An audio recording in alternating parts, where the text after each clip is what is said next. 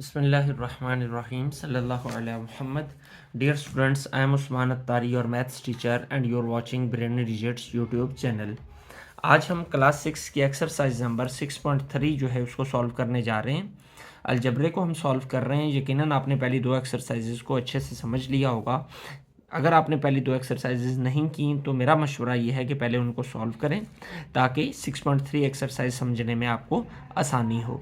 और इसके अलावा हमेशा की तरह आपसे रिक्वेस्ट कि चैनल को सब्सक्राइब कर दें, वीडियो को लाइक शेयर कर दें, कमेंट सेक्शन में अपनी आरा का इजहार भी किया करें ताकि उन आरा की रोशनी के अंदर हम अपनी वीडियोस को मज़ीद बेहतर से बेहतर बना सकें। आपका एक लाइक करना, आपका शेयर करना, आपका कमेंट करना, हर चीज़ वैल्यूएबल है। मेरे चैनल को बूस्ट करने में मेरे मुआविन बने।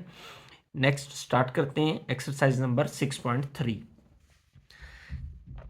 Right the following statements in algebraic expressions. अब अलजब्रिक एक्सप्रेशन क्या होती है?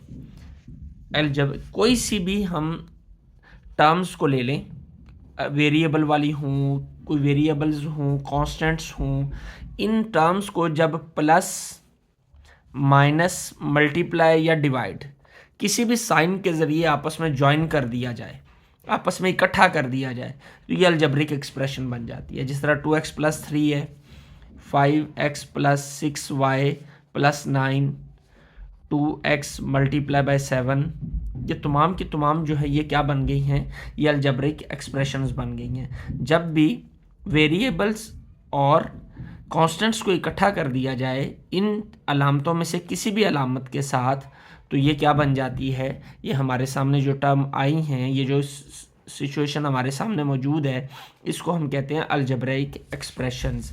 अब अलजब्रिक एक्सप्रेशंस में हमने लिखना है, ये स्टेटमेंट में क्वेश्चन लिखे हुए हैं, the some of 3a and 8। पहले भी इस तरह के हम क्वेश्चन पिछले एक्सरसाइज में कर चुके हैं, तो दोबारा से करते हैं इनको सॉल्व जी। सम ऑफ 3a and 8, तो सिंपल सा काम है कि 3a और 8 का सम, 3a और 8 इन दोनों का सम, यानी इन दोनों को प्लस करना है हमने। ये हमारा आंसर आ गया।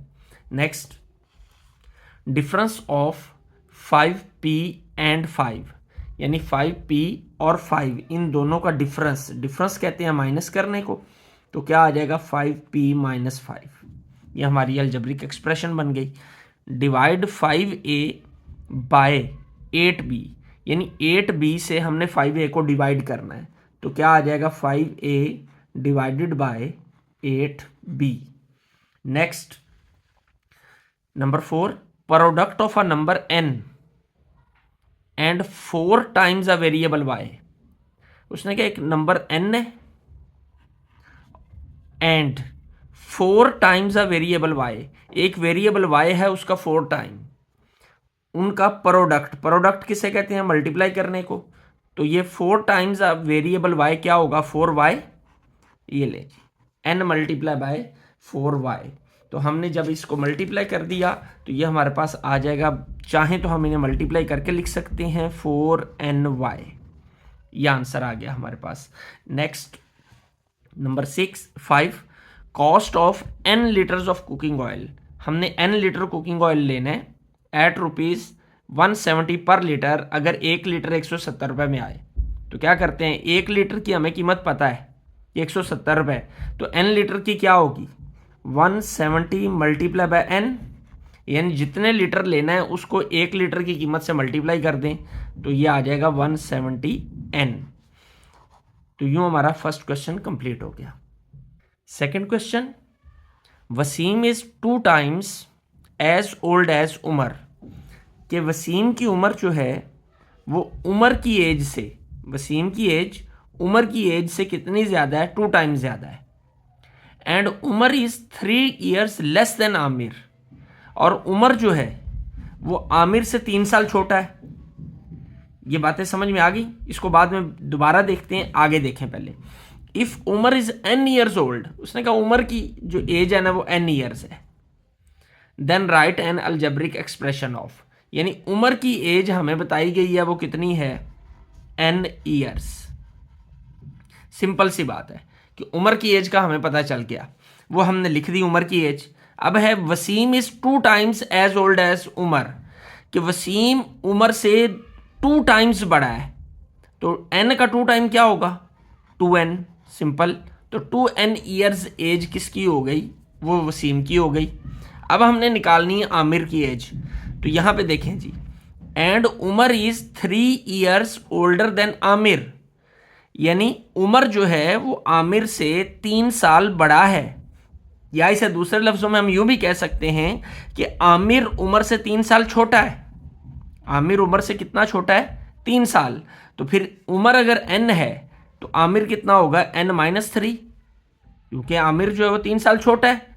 तो n-3 ईयर्स जो है ये एज आ गई किसकी, ये आमिर की आ गई। जो हमारा सेकंड क्वेश्चन भी कंप्लीट हो गया। इंतहाई आसान एक्सरसाइज है हमारी ये भी। Question number 3, right the algebraic terms of the following expressions. ये एक्सप्रेशंस हमें दी गई हैं, 5 पार्ट दिए गए हैं।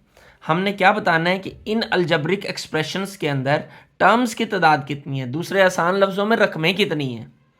तो एक बात जहन नशी रहे कि टर्म है हमेशा प्लस या माइनस से अलहदा होती है।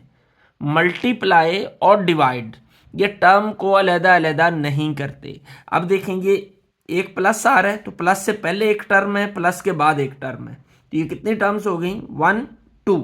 तो इसमें नंबर ऑफ टर्म्स कितनी होंगी, 2। हम लिख लेते हैं नंबर ऑफ टर्म्स, यानी टर्म्स की तादाद वो कितनी है, 2। ठीक है, इसमें कितनी है, इसमें भी नंबर ऑफ टर्म्स 2 ही है। देखें प्लस से पहले एक टर्म और प्लस के बाद एक टर्म, 2 जी। इसमें कितनी है, ज़रा सोचें, नंबर ऑफ टर्म्स। अब कई बच्चे तो यहाँ कहेंगे कि इसमें 3 टर्म्स हैं। नहीं भाई, मैंने कहा था कि टर्म हमेशा प्लस और माइनस से अलहदा होती है, मल्टीप्लाई और डिवाइड टर्म को अलहदा नहीं करते। इसलिए इन तीनों के दरमियान देखें मल्टीप्लाई के साइन है, तो मल्टीप्लाई इनको इकट्ठा करता है। ये एक ही टर्म है। हाँ, यहाँ पे प्लस होता है, यहाँ पे प्लस होता तो फिर ये 3 होती। चूंकि मल्टीप्लाई आ गया तो मल्टीप्लाई तो टर्म नहीं बनाता, ये एक ही टर्म है हमारी। तो नंबर ऑफ टर्म्स कितनी है, 1। इसमें देखें अगर हम नंबर ऑफ टर्म्स 1 2 3, ये देखें प्लस माइनस आ गया ना, 1 2 3। और इस क्वेश्चन में नंबर ऑफ टर्म्स अगर हम चेक करें तो 1 और 2 एक ही बार प्लस आया है, तो नंबर ऑफ टर्म्स कितनी होंगी इसमें, वो हो जाएंगी 2 जी। Next part number 4, write the coefficients of each term in the following algebraic expression. Coefficient बताने हैं हमने, क्या बताना है, कोएफिशिएंट्स। अब कोएफिशिएंट्स क्या होते हैं, किसी भी वेरिएबल के साथ शुरू में लिखी हुई टर्म, ये कोएफिशिएंट होती है। एक्स वेरिएबल है, वाई वेरिएबल है, किसी भी वेरिएबल के साथ जो टर्म लिखी होती है, जो कांस्टेंट नंबर लिखा होता है, उसको हम कोएफिशिएंट कहते हैं।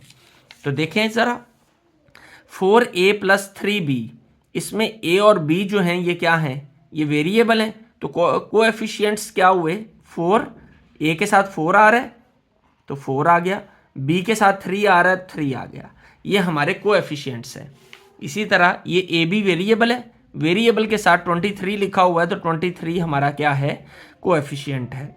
इसी तरह इसमें x y z वेरिएबल्स हैं, इसके साथ 2/5 है तो 2/5 हमारा क्या होगा, ये होगा कोएफिशिएंट। इसी तरह इसमें PQR + 85, अब ये 85 तो कांस्टेंट है क्योंकि इसके साथ वेरिएबल नहीं आ रहा, तो ये कोएफिशिएंट नहीं होगा। PQR वेरिएबल है तो इनके साथ तो कुछ भी लिखा नहीं आ रहा। तो एक बात ज़हन नशीं रहे कि जिस वेरिएबल के साथ शुरू में कुछ भी लिखा हुआ ना हो वहाँ पर 1 होता है। तो इनके साथ कुछ भी यहाँ लिखा नहीं है तो यहाँ पे क्या होगा, 1 होगा। इसका कोएफिशिएंट क्या होगा, 1। अब next part, 3a + 4b + c। अब इसमें कोएफिशिएंट कौन से हैं, इसमें देखें a और b वेरिएबल्स हैं। c के बारे में याद रखें कि c जब अकेला आ रहा हो तो c हमेशा जो है ये कांस्टेंट होता है, ये कांस्टेंट को शो कर रहा होता है जब c इस तरह अकेला लिखा आ जाए। तो फिर हमारा इसमें जो है कोएफिशिएंट्स कौन कौन से होंगे, कोएफिशिएंट्स होंगे हमारे 3 और 4। 3 कोएफिशिएंट है और साथ में 4 कोएफिशिएंट है। जो हमारा ये क्वेश्चन जो है वो कंप्लीट हो गया। बढ़ते हैं आगे पार्ट नंबर 5 की जानिब। Separate the constants. अब यहाँ पे पिछले क्वेश्चन में हमने सिर्फ लिखना था कोएफिशिएंट्स को, लेकिन यहाँ पे क्या क्या लिखना है? कॉन्स्टेंट्स बताने, वेरिएबल्स बताने एंड कोएफिशिएंट्स बताने हैं। तीनों चीज़ें बतानी है इन अलजेब्रिक एक्सप्रेशंस के अंदर। अब देखते हैं जी, पहला क्वेश्चन 8a + 1। सबसे पहले बताना है कांस्टेंट इसमें क्या है। तो कांस्टेंट वो है जिसके साथ वेरिएबल नहीं आता, वो 1 है, तो ये 1 आ गया। वेरिएबल कौन सा है? ए बी सी में से जो टर्म आ रही हो, तो ए है, तो वेरिएबल हमारा हो गया ए। कोएफिशिएंट क्या होता है? जो वेरिएबल के साथ वाली टर्म होती है, जो वेरिएबल के साथ लिखा होता है शुरू में, वो क्या है? 8। ये हमारा कोएफिशिएंट हो गया। यकीनन आपको अच्छे से इन तीनों टर्म्स की शनाख्त होगी जी। अब इसमें देखते हैं कांस्टेंट क्या है। कांस्टेंट है इसमें हमारे पास -4। माइनस जब साथ आए तो माइनस को अप्लाई किया जाएगा। तो कांस्टेंट क्या है? -4। वेरिएबल्स क्या हैं? ए और बी। ए आ गया और बी आ गया। और कोएफिशिएंट्स क्या हैं? 3 और 2। ये हमारे कोएफिशिएंट्स हो गए। क्वेश्चन नंबर 5 का थर्ड पार्ट है हमारा पी क्यू। अब इसमें हम देखें तो इसमें पी क्यू जो है ये वेरिएबल है, ये हम वेरिएबल लिख लेते हैं। इसमें कांस्टेंट कोई नहीं है, यानी अकेली टर्म कोई नहीं आ रही, अकेला नंबर कोई नहीं आ रहा, तो ये हमारा कांस्टेंट तो नहीं है यहाँ पे। कोएफिशिएंट क्या होगा? मैंने आपको पहले भी बताया, डिस्कस कर चुके हम इस बात को कि वेरिएबल के साथ अगर शुरू में कुछ भी ना लिखा हो तो वहाँ पर 1 होता है और वही हमारा कोएफिशिएंट होता है। अब इसमें 4 में आ जाए। अब यहाँ पर देखते हैं हम ए लिखा हुआ है ए एक्स, तो जब इस तरह की फॉर्मेशन आ जाए तो अमूमन ए बी सी जो है ये हमारे कांस्टेंट होते हैं, यानी ये टर्म्स होती हैं। तो एक्स के साथ शुरू वेरिएबल कौन कौन से हैं? यहाँ पे एक्स है और वाई है, तो हम वेरिएबल्स लिख लेते हैं एक्स और वाई। कांस्टेंट क्या है? जो आखिर पे वेरिएबल के बगैर टर्म आ रही होती है वो हमारे कांस्टेंट होती है। सी अमूमन कांस्टेंट के तौर पर ही आता है। अब कोएफिशिएंट क्या होंगे? वेरिएबल्स के साथ आने वाले नंबर्स। एक्स के साथ ए आ रहा है, वाई के साथ बी आ रहा है, तो ए और बी जो हैं ये हमारे कोएफिशिएंट्स हैं। इसी तरीके से नंबर 5th पार्ट,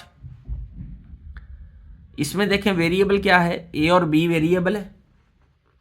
कांस्टेंट सी हमने बात की कि जब अकेला आ रहा हो तो ये कांस्टेंट ही होता है। तो कोएफिशिएंट्स क्या हैं? 3 और 4, क्योंकि ये वेरिएबल्स के साथ आ रहे हैं। जो हमारे पहले 5 क्वेश्चन इस एक्सरसाइज के कंप्लीट हो गए। आपको यकीनन बहुत अच्छे से समझ आई होगी, बहुत अच्छे से अंडरस्टैंड आपने कर लिया होगा। तो अगर आपको वीडियो पसंद आई है तो इसे लाइक और शेयर कर दें। बेल आइकॉन का बटन लाजमी प्रेस करना है सब्सक्राइब चैनल करने के बाद, ताकि आपको लेटेस्ट वीडियोस के जो नोटिफिकेशन है वो मिलते रहें। और कमेंट सेक्शन के अंदर अपनी आरा का इजहार लाजमी किया करें, ताकि उन आरा की रोशनी में, आपकी सजेशंस की रोशनी में इन वीडियोस को मज़ीद बेहतर से बेहतर बनाया जा सके। आपका लाइक करना, आपका शेयर करना, आपका सब्सक्राइब करना, आपका कमेंट करना, तमाम चीज़ें बहुत वैल्यूएबल हैं और इससे मेरे चैनल को बहुत फ़ायदा मिलता है। मेरे चैनल को बूस्ट करने में मेरे मुआविन हूँ। अल्लाह आपका हामी और नासिर हो। अस्सलाम वालेकुम।